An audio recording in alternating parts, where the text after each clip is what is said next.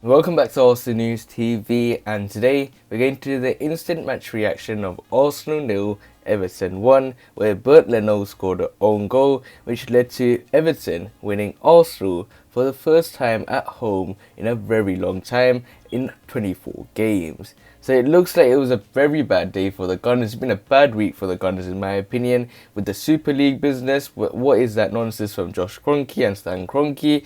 And then we got this match here where I feel really sorry for those fans that went there and protested.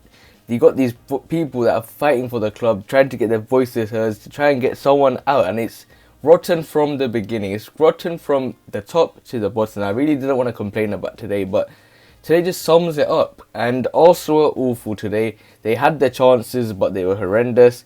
And to be honest, I really didn't have anything going through my mind in this game. All I was thinking about was getting Stan Kroenke out of this club. But we'll start off with the first highlight of the game, where it was a good save by Leno from the first minute. It was like the 30th minute or so, where they had a lot of chances at the start. You see that both teams were very attacking. The game looked quite open, and I thought it was going to be a game where I could probably enjoy.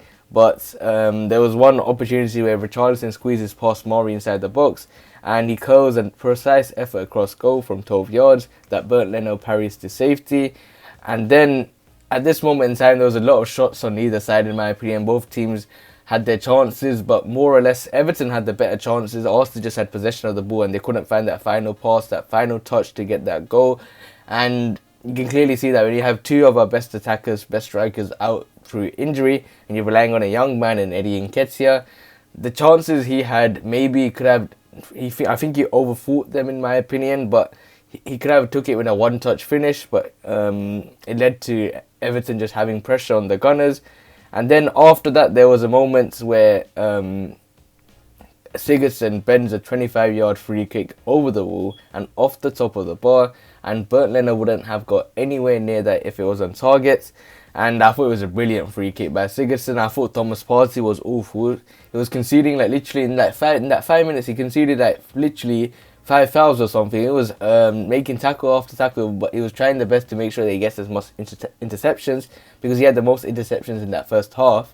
But if that goes in, I think the Gunners deserve that. I think there's something wrong in the mentality of this team, and I really do think Mikel Arteta is going to pull it back in the game versus Villarreal. For some reason, I just know that this is what Mikel Arteta does.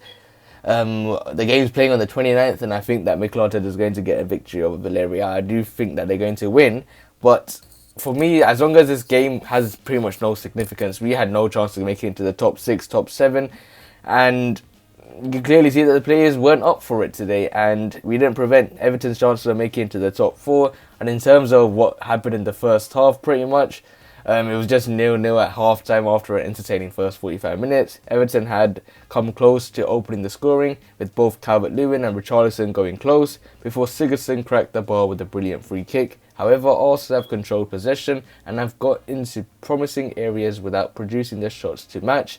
With both sides needing a win, you expect this to open up in the second half. But really, when I think of this game, I really thought there was so much negativity surrounding the performance.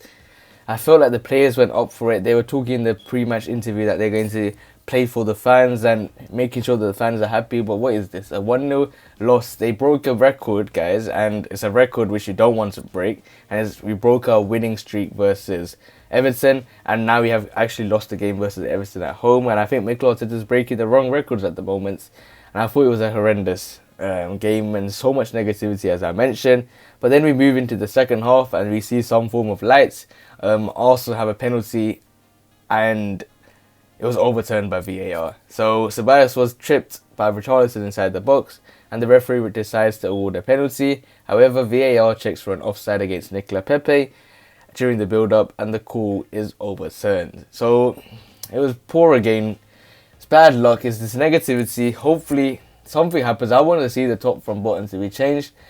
I think the only person that's playing as puppet at the moment is Mikel Arteta. I feel sorry for the guy who has so much pressure on him, but I don't think you can really do much with this team at this moment. They had the chances, they tried to do what they could.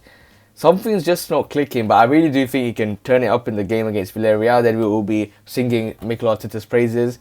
And I think he can have a good chance of winning the Europa League. But in the Premier League, we look so awful when it comes to the game. We were lucky to even get a penalty because I thought Ceballos was very poor. He pretty much died when it came, but it was given, but then it was ruled out for offside. And then we had some form of momentum, in my opinion, where Callum Chambers was close and he fizzes in a dangerous low cross that flicks off Holgate before ricocheting into the side netting. And I thought if there was going to be a chance for the Gunners to score a lucky goal, was by some form of luck, and if that ricocheted off Holgate into the back of the net, then the Gunners will be in some confidence. And there's another moment where it was so close for Callum Chambers as well, where Bukayo Saka clips in a free kick from the byline and it sails through to Callum Chambers, who thumps his volley into the ground and inches over the bar from 8 yards. And I think Callum Chambers is probably thinking, why did I not score? He had 2 opportunities, but the Gunners did start to build some momentum. I thought there was a moment where Ceballos had a shot and it was saved by Pickford, and yeah, there was some momentum, and then Mikel thought, okay, let's bring on some new players, bring on Odegaard, bring on Martinelli.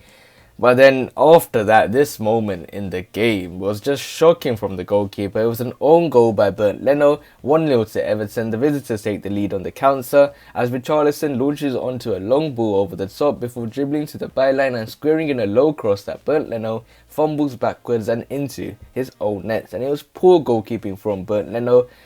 And I really do think that he didn't do him a lot of confidence when he was dropped for Matt Ryan, and he may be dropped for the game in the Europa League as well. We have to see, because everyone's going to be on Bernd Leno's back now, but this guy has saved us in matches. But he was awful today. He's someone that I think his mindset is not with the Gunners at the moment. In the match interview, he was stating that his future may not be here. He might be moving abroad. He only has like 2 years left on his contract or something.